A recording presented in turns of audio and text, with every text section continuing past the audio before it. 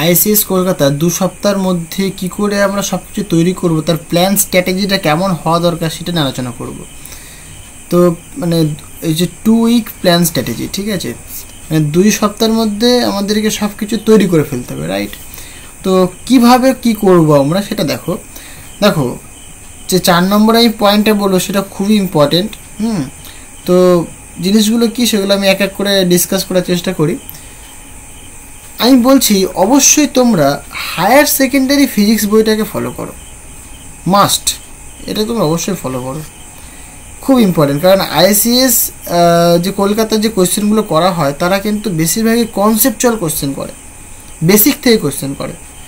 তো তোমরা কিন্তু দেখো এইচএসের যে বই মানে ফিজিক্সের বই রয়েছে সেখানে কিন্তু প্রচুর বেসিক্স রয়েছে, সেইখান থেকে কিন্তু অনেক প্রশ্ন দেয়। মানে এখানে তোমরা দেখবে মানে কী কী চ্যাপ্টার বেশি ফলো করবে বলি আমি, এরকম থার্মোডাইনামিক্সটা ফলো করবে, ঠিক আছে, এবং থার্মাল ফিজিক্সটা ফলো করবে, এখান থেকে থার্মাল ফিজিক্সটা ফলো করবে।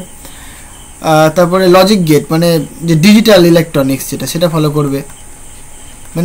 মানে বেসিক্যালি ডিজিটাল ইলেকট্রনিক্সে বেশি কিছু ঘাটাবে না, ওই NOR gate, OR gate, NAND gate এগুলো দিয়ে কোয়েশ্চেন করবে। তার মানে কি এখান থেকে করলে হয়ে যাবে। সো ডিজিটাল ইলেকট্রনিক্স হলো। তারপরে এখানে তুমি নিউটনিয়ান মেকানিজম পাবে, তুমি নিউটনিয়ান মেকানিজম, তাই তো, মানে নিউটনিয়ান মেকানিক্স সেটা একটু দেখলে এখান থেকে। তাহলে কি এই যে এখান থেকে কিছু প্রশ্ন তুমি করতে পারবে। এই বেসিক কিছু জিনিস তোমরা কিন্তু এইচএসের বই থেকে পড়ে নাও এবং তার রিলেটেড কী করো, প্রবলেম করো অবশ্যই, মানে প্রবলেমগুলো করো, চেষ্টা করো, প্রবলেম করো। প্রবলেমস না করলে কিন্তু হবে না, প্রবলেম করতে হবে, ঠিক আছে। থার্ড যে পয়েন্টটা, এইটা তোমরা কেন মানছো না সেটা বুঝতে পারছি না আমি। তোমরা দেখো এই জ্যামের যে প্রিভিয়াস ইয়ার যে কোয়েশ্চেন সেটা তোমরা ফলো করো। কারণ দেখো জ্যাম একটা কিন্তু স্ট্যান্ডার্ড লেভেলের এক্সাম, তাই তো, ন্যাশনাল লেভেলের একটা এক্সাম। তো খুবই মানে ওর সিলেবাসটাও খুবই গুরুত্বপূর্ণ এবং খুবই ইম্পর্টেন্ট সিলেবাস, খুবই স্ট্যান্ডার্ড সিলেবাস। তো এই সিলেবাসটা যদি তোমরা ফলো করতে পারো, মানে দেখো জাস্ট একটা এক্সাম্পল দিয়ে বোঝে আমি, ধরো এটা হচ্ছে কি এটা হচ্ছে তুমি, ঠিক আছে, তোমার ইচ্ছা হচ্ছে তোমার এই চাঁদ, এখানে চাঁদ রয়েছে, চাঁদ মামা এখানে রয়েছে, তোমার ইচ্ছা হচ্ছে চাঁদে যাওয়ার ইচ্ছা তোমার, ক্লিয়ার, তোমার ইচ্ছে তোমার চাঁদে যাওয়া, তোমার এটা ইচ্ছা তোমার। তাহলে চাঁদে যেতে গেলে তোমার কিন্তু আস্তে আস্তে আস্তে আস্তে তোমাকে মানে যেতে হবে না। তো এইখানে তোমার পাহাড় রয়েছে, এটা তোমার কি পাহাড়, এটা, হ্যাঁ। দেখো তুমি যদি চাঁদে যাওয়ার জন্য যদি স্বপ্ন দেখো তাহলে তুমি অবশ্যই একটা সময় এই পাহাড়ে অবশ্যই উঠবে, পাহাড়ে তুমি পৌঁছাবেই। যদি তুমি চাঁদে যাওয়ার স্বপ্ন দেখো পাহাড়ে তুমি উঠতে পারবেই, চাঁদে না যেতে পারলেও তুমি পাহাড়ে উঠতে পারবে, তাই না।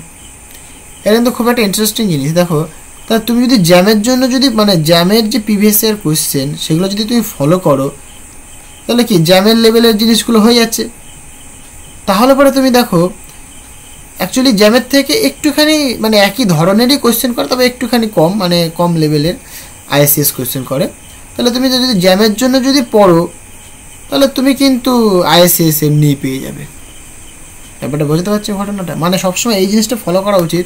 ধরো তুমি জ্যামের জন্য পড়ছো, ঠিক আছে, তাহলে তোমার ফলো করা উচিত কি নেটের কোয়েশ্চেন, গেটের কোয়েশ্চেন, তারপরে তোমার জেস্টের কোয়েশ্চেন। দেখো কেন বলছি এগুলো আমি, যদি তুমি এই জিনিসগুলো যদি ফলো করো তাহলে তুমি বুঝতে পারবে যে আচ্ছা এই জায়গা থেকে কোয়েশ্চেন করে। অনেক সময় কী করে এই জ্যামে কী করে এই নেটের কিছু কোয়েশ্চেন জ্যামে দিয়ে দেয়, জেস্টের কিছু কোয়েশ্চেন জ্যামে দিয়ে দেয়, তারপরে গেটের কিছু কোয়েশ্চেন জ্যামে দিয়ে দেয়, মানে অল্টারনেট করে এরা। তাহলে তুমি যদি এদের যদি মানে কোয়েশ্চেন্সগুলো সম্পর্কে ধারণা পেয়ে যাও তাহলে কি জ্যাম তোমার কাছে ইজি হয়ে যাবে। কারণ জ্যামের থেকে তো এগুলো তুলনামূলক কঠিন একটু, তাই না। তাহলে জ্যামটা কিন্তু তখন তুলনামূলক সহজ হয়ে যাবে এদের কম্প্যারিজনে। তাহলে তুমি যদি যখন জ্যামেরটা পড়ছো তুমি তখন জ্যামের তো প্রিভিয়াস ইয়ার করবেই, এর সাথে প্লাস এই নেট গেট জেস্ট এগুলো করবে। তাহলে কি তোমার হায়ারটা হয়ে যাচ্ছে, যে বললাম চাঁদে যাওয়ার যদি স্বপ্ন থাকে তাহলে তুমি পাহাড়ে উঠতে পারবেই, তাই না। এখানে একই রকম তুমি যদি ধরো জ্যামের প্রিভিয়াস ইয়ার কোয়েশ্চেনগুলো যদি ফলো করতে পারো এবং সেগুলো যদি করতে পারো, সলভ করতে পারো, তাহলে কি তুমি আইএসএসও করতে পারবে। বুঝতে গেলে কথাটা খুব ইম্পর্টেন্ট, গুরুত্বপূর্ণ কথা, এটা বুঝতে হবে জিনিসটা। তো লাস্ট যে পয়েন্টটা আমি বলবো সেটা খুব খুব ইম্পর্টেন্ট, এক্সাম দাও। ডেইলি এক্সাম দাও, দেখো ডেইলি এক্সাম দাও। এই 14 দিন রয়েছে, দেখো আমাদের কাছে 24 ঘন্টা সময় থাকে, তাই তো? 24 ঘন্টার মধ্যে 24 ঘন্টা পড়াশোনা করতে আমি কখনোই বলবো না। এর মধ্যে তুমি মানে 6 ঘন্টা কি 8 ঘন্টা ধরো ঘুমোলে, 6 ঘন্টা ঘুমোলে, 7 ঘন্টা ঘুমোলে, তুমি ধরো 7 ঘন্টা ঘুমোলে, ঠিক আছে? বাদ বাকি আরও যে থাকছে সেখানে স্নান, খাওয়া দাওয়া, একটু ফোন দেখা, একটু ঘোরা, একটু গল্প করা, সব রয়েছে। সব মিলিয়ে গুছিয়ে যে আলটিমেট যে সময়টা পড়ে থাকে, সাপোজ আমি বলছি 6 থেকে 7 ঘন্টা তোমার কাছে পড়ে রয়েছে। এই 6 to 7 আওয়ার খুব ইম্পর্টেন্ট। মানে এই 6-7 ঘন্টায় অনেক কিছু করা সম্ভব, ঠিক আছে? তো এই 6-7 ঘন্টা অবশ্যই মনোযোগ দিয়ে পড়ো। হ্যাঁ, এবার আমি বলবো না যে কন্টিনিউয়াস পড়াশোনা করো, কন্টিনিউয়াস কখনোই পড়বে না, খুব ভুল মানে এটা সিদ্ধান্ত। এটা মানে 6 ঘন্টা কন্টিনিউয়াস পড়ছো, এটাতে কিন্তু কোনো বেনিফিট হবে না, এটা পুরো নিটফল 0 হবে। কীভাবে পড়বে, পড়ার টেকনিকটা কেমন হওয়া দরকার তোমাদের? দেখো, ধরো তুমি প্রথম 1 ঘন্টা পড়বে, এটা মাইলস্টোন, ঠিক আছে? আমাদের 0 থেকে 1 আওয়ার হলো।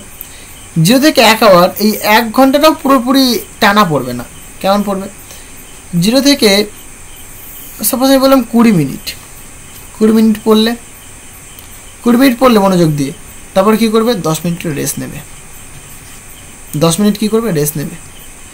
10 মিনিট তুমি ভাববে কি এই 20 মিনিটে তুমি কী করলে, কী প্রবলেম করলে সেগুলো ভাবলে। ধরো এই 20 মিনিটে তুমি 5টা প্রবলেম করেছো, 5টা কোয়েশ্চেন করেছো তুমি, ঠিক আছে? 5টা কোয়েশ্চেন তুমি করেছো 20 মিনিটে।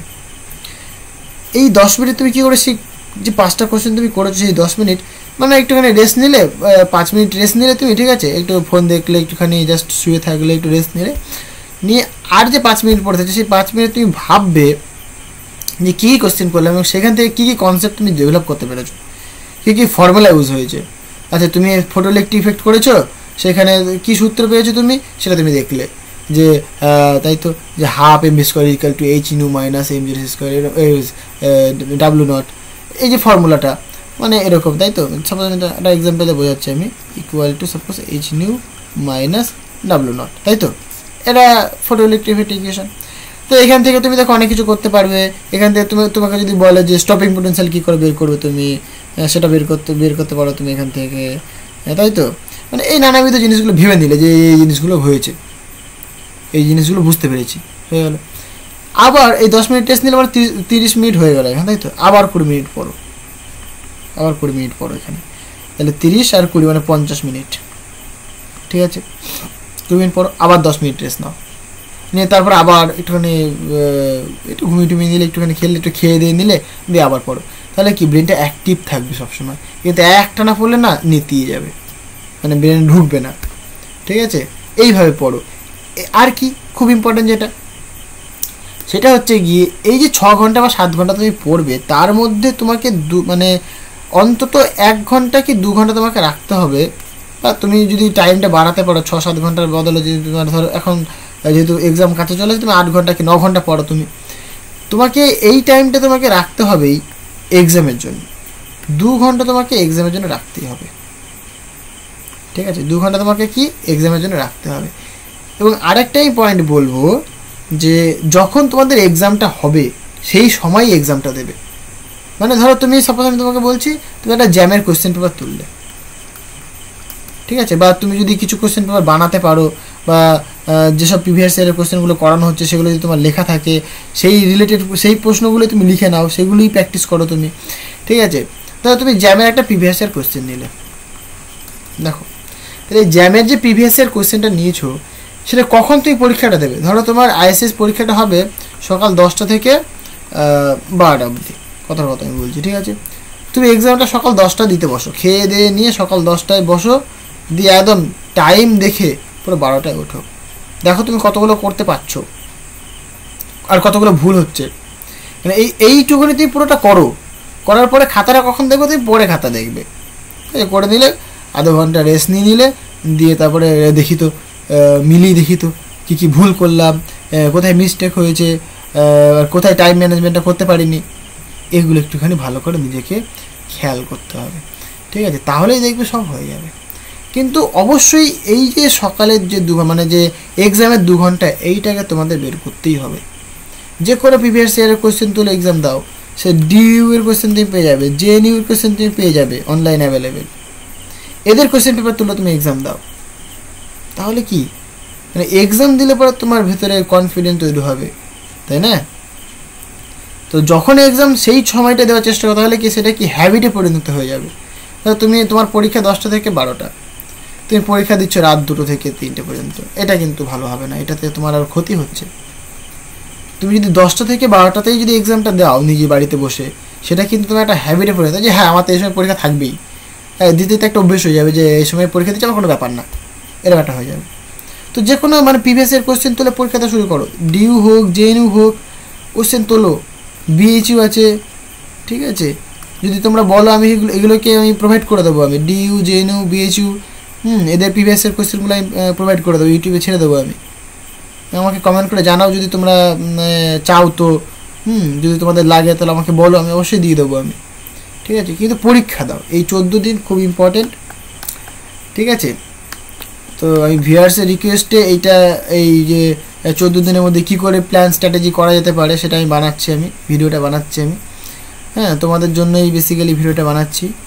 দেখো ভিডিওটা ভালো করে, বোঝো যে কীভাবে কী করতে হবে, ঠিক আছে? তো এই পর্যন্ত থাক আজকে, থ্যাংক ইউ।